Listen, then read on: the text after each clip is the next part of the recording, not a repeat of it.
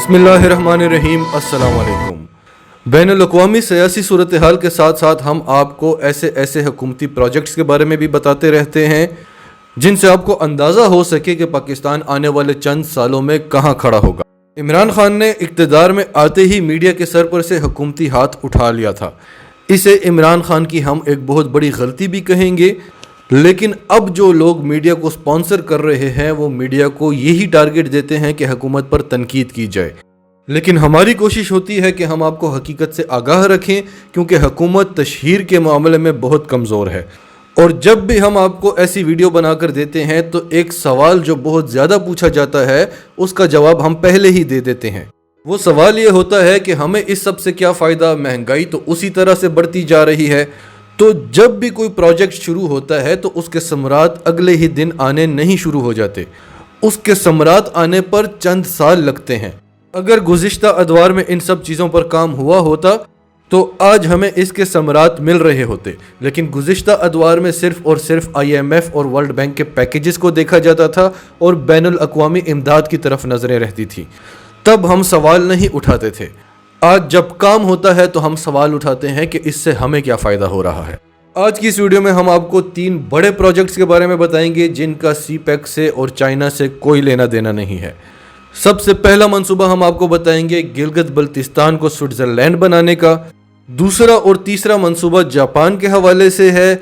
एक तो आज जुल्फ़ी बुखारी ने जापान के साथ एक MOU साइन किया है, जिसके बाद जापान ने पाकिस्तानी नौजवानों के लिए नौकरियों के दरवाजे खोल दिए हैं। और दूसरा मंसूबा 500 जापानी कंपनियों का पाकिस्तान में अपने दफातर खोलने के हवाले से है। इससे भी बड़ी तादाद में नौजवानों को नौकरियां मिलेंगी। तो डिटेल्स में जाते हैं। उससे पहले अगर अभी तक आपने हमारा चैनल सच TV सब्सक्राइब नहीं किया तो इसे अभी सब्सक्राइब करें और बेल आइकन पर क्लिक करें ताकि हमारी आने वाली वीडियोस आपको वक्त पर मिलती रहें।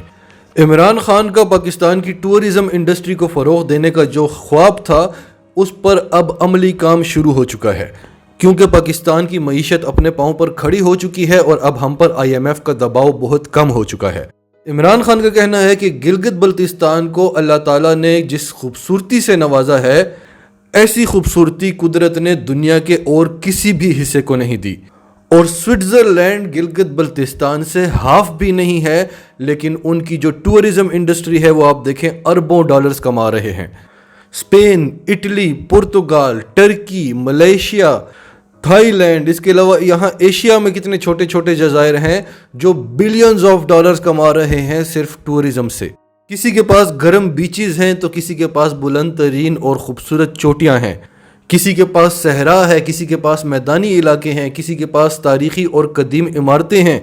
पाकिस्तान को तो अल्लाह ताला ने सब कुछ दे दिया है। हमारे पास गर्म समंदर भी है और हमारे पास बुलंद तरीन चोटियाँ भी हैं, हमारे पास खूबसूरत सहरा भी हैं, वसी तरीन जंगल भी हैं, हिस्टोरिक प्लेसेस भी हैं, रिलीजियस प्लेसेस भी हैं, हर तरह का मौसम भी है, लेकिन हमारी टूरिज़्म इंडस्ट्री बिल्कुल ज़ीरो है। तो इस हवाले से इमरान खान ने पिछले माह 370 अरब रुपए के पैकेज की मंजूरी दी थी गिलगित बल्तिस्तान के लिए। और अब इमरान खान ने खुद गिलगित बल्तिस्तान जाकर इस मंसूबे का बाज़ाब्ता तौर पर ऐलान किया है। और सिर्फ ऐलान ही नहीं किया, सिर्फ पैकेज की मंजूरी ही नहीं दी, बल्कि हुकूमत ने इस रकम का इजरा भी कर दिया है।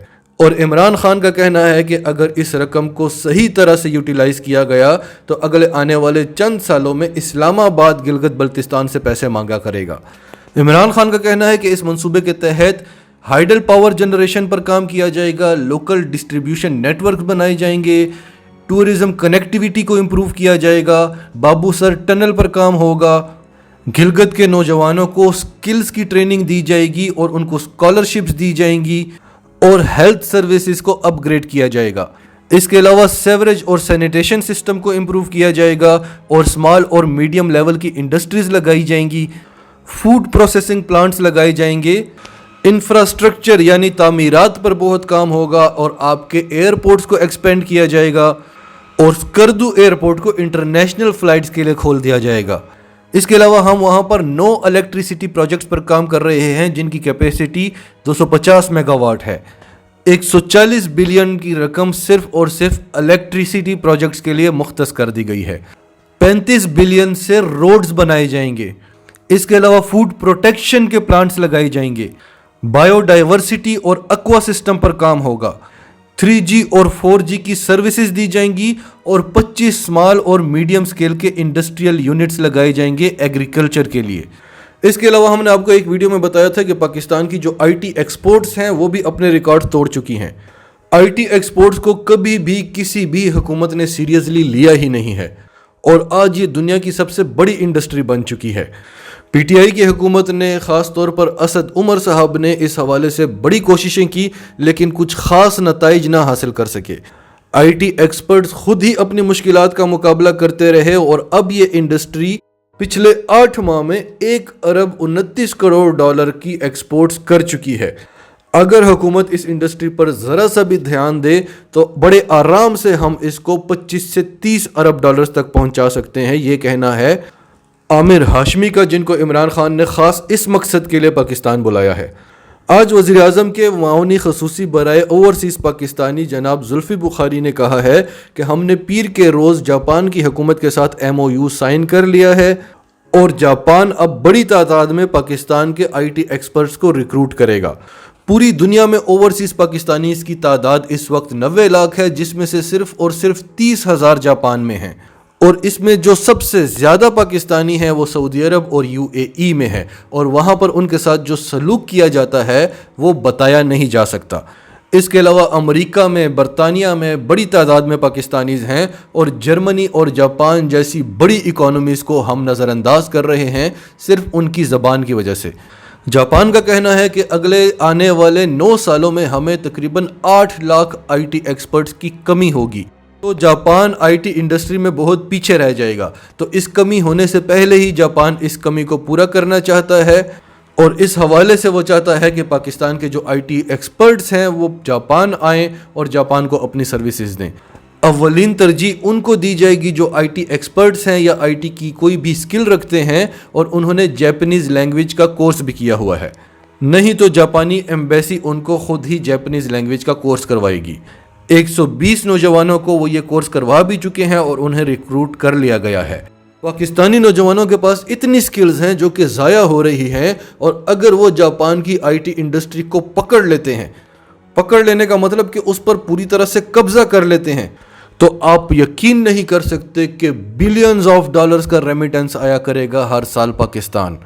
हम आपको इस हुकूमत के जितने भी प्रोजेक्ट्स बताते हैं, आने वाले चंद सालों में हमें उसकी इतनी इनकम आएगी कि हम IMF और वर्ल्ड बैंक को तो हमेशा हमेशा के लिए गुड बाय कह देंगे। IMF हमें सारा 7-8 अरब डॉलर का पैकेज देता है और कितना उसका दबाव होता है, कितनी उसकी शर्तें माननी पड़ती हैं, ये हम आपको जितने भी प्रोजेक्ट्स बता रहे हैं कम से कम 25 से 30 अरब डॉलर्स के पैकेजेस हैं।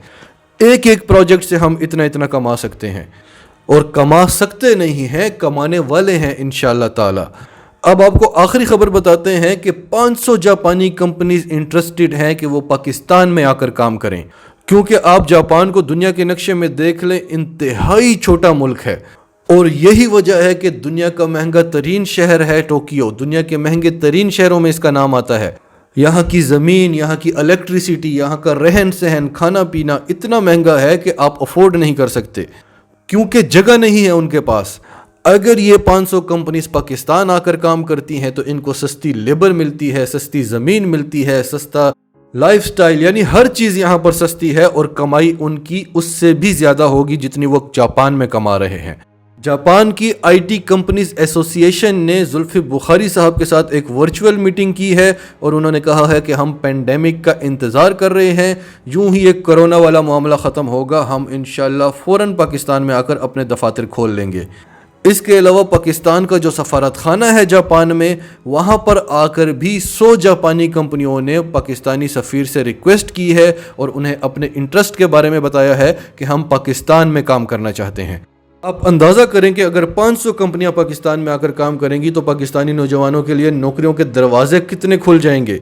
इसके अलावा CPEC के तहत भी पूरे पाकिस्तान में 40 से ज़्यादा IT पार्क्स बन रहे हैं और हुकूमत पाकिस्तान की ये अव्वलीन तरजीह है कि पाकिस्तान को दुनिया का IT हब बना दिया जाए।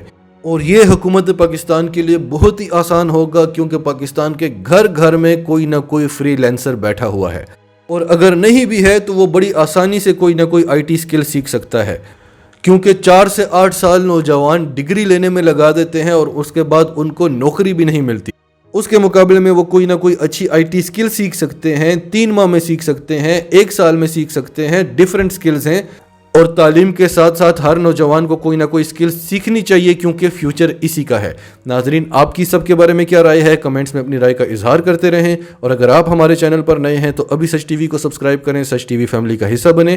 اور ہماری ویڈیوز پسند آئیں تو انہیں لائک کریں، شیئر کریں تاکہ زیادہ سے زیادہ لوگوں تک یہ میسیجز پہنچتے رہیں.